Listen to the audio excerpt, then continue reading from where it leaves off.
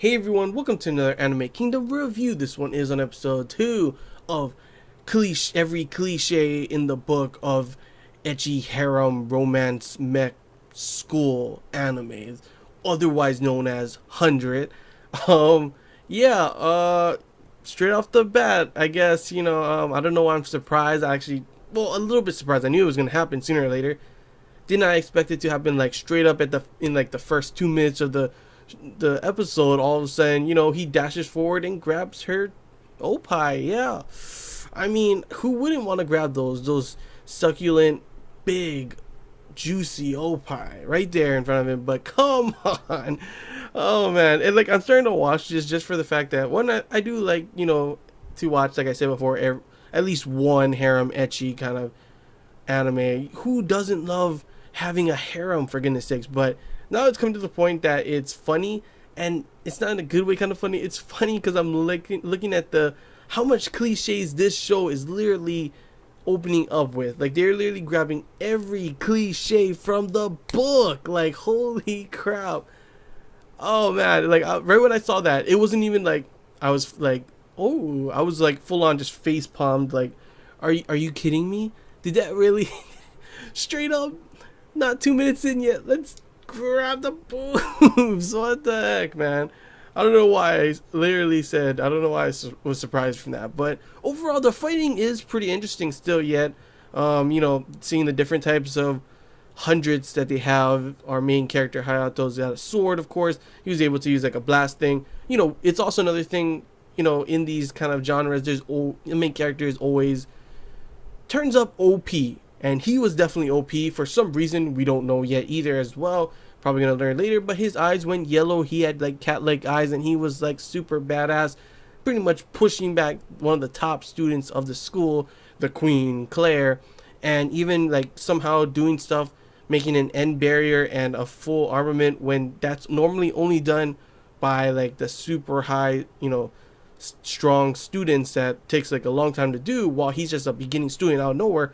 And it seems, oh, yep, he's got some OP powers. For some reason, he like changed, and his just like pushing her, it literally made her have to like end up using her full power, and she just blasted him. So the match ends up being a tie because she said that she feels like it's a loss to her because of she, I don't know, whatever, something about, obviously, she said she wouldn't use her full armament. She misjudged, ended up having to use it, and she sees it as a loss, so they ended up just having it as a tie, so no one is expelled. Obviously that was going to happen.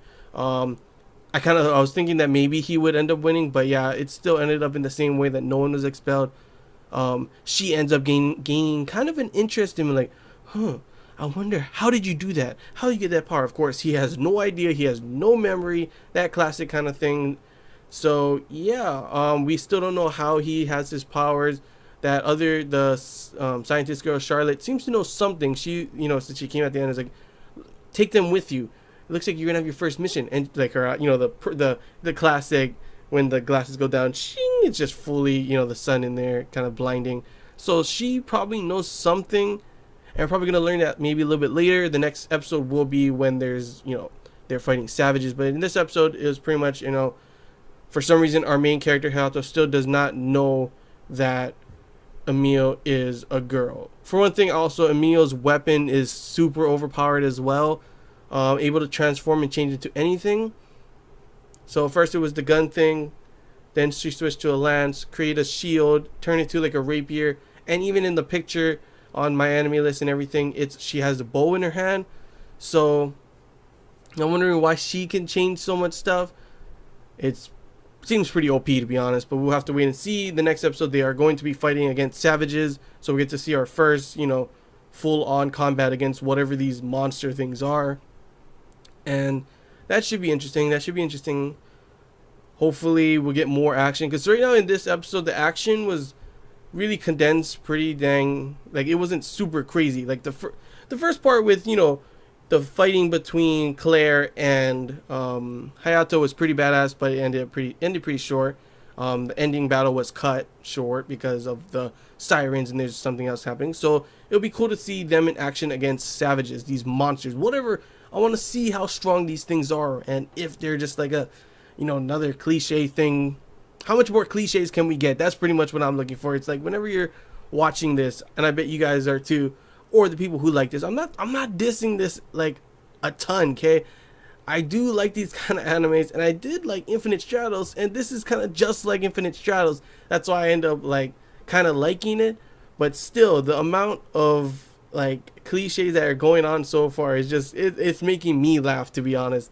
And I actually, this isn't really a spoiler, but I've actually in the light novel I've read some comments on people saying in the forums and stuff that Emil was supposed to already tell, Hayato that she is a girl. He's supposed to know already, but for some reason they decide to change that.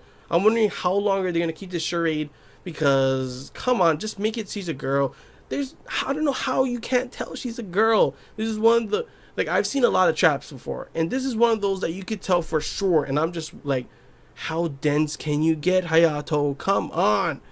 But yeah, if you didn't know that Emiya was a girl, then I don't know if you're even watching the same anime, to be honest. But yeah, oh, I don't know. Even that oh, let's go on a date, and he's like blushing and everything. I'm just like, dude, it's okay. She's a girl, not a guy. Just pointing it out there, throwing it out there. Come on. But yeah, it's really all I gotta say about the episode. That was what the episode was. The beginning battle was pretty cool, like I said before. Lot that cliche boob grab. Then of course there's the date kind of thing going on. We see the little sister coming in. She's like, "Are you a man?" Okay, so you're a man. Are you interested in other men as well? And I'm just like, oh my gosh, are you trying to seduce my brother? So we got that cliche sister too as well, like kind of like overprotective, like, hey, get away from my oni-chan kind of thing, going on. But yeah, I can't wait to see the next episode to see if there will be any more cliches kind of thing, and if to see how this battle will be, because that will be the clear sign. If there's enough action in this anime, I will still enjoy it. I love seeing these, girls in their skin tight outfits and everything, but I want some action as well. And maybe the story will be interesting. Maybe the main character's supposed OP power, or wherever he gets it from, will be pretty dang interesting. So who knows? Just gotta wait for the next episode, guys. But yeah, that's all I gotta say. So I hope you guys enjoyed this Anime Kingdom review. If you have any questions, feel free to comment below. If there's anything I missed and you want to talk about, comment below as well. And yeah, that's all I gotta say, guys. So until next time, see ya.